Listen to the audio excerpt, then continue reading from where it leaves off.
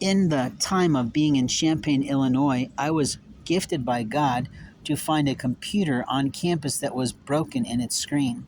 But it was a value that God said to me that morning, you're going to find a computer that you need. And when we get there, we'll probably have to do a few things to make it working. It's true. I had to change from a Korean system to an English one, and it became my computer because technically, under the finder's agreements of the world, it became mine. I also found a whole bunch of other things at the time, and I can't remember what they were. On campus, I found a lot of things that were sort of amazing, and I usually gifted a lot of those things away. When I found a screen in the trash can, I couldn't believe it. Those things are like $100 of a Japanese screen, but in my storage unit, I should have still those things of my Japanese language classroom and every aspect of my book system. But that's not the point. The point I'm making is that in my life, I miss having my video production software that I paid for every time. You see, I spent and invested in myself learning how to edit videos on Sony Vegas when it was a $900 program.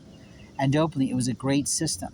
I also love the fact that at some point, it looks like, and nobody ever said so, that Sony Vegas got sold to a different company and it just became Vegas. It also is marvelous that that software was not dumbed down, just simplified, so that people who really needed to do some quick and easy work could do so. Because otherwise, the Sony Vegas program could just cut your computer operations in half and it lengthened the time of rendering a video. It was pretty amazing how long a good 20-minute video would take to render on a computer that didn't have a big memory.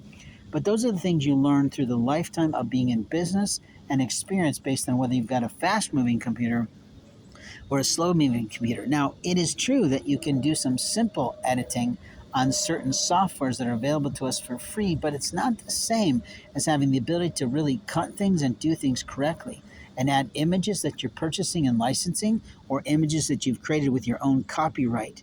But at no time do you have the right to take an image off the internet and use it as if it's yours.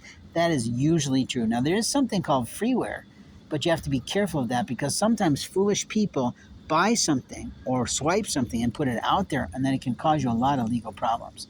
At no time do you have the right to use someone else's photo licensing that they purchased from the companies in which we buy those from.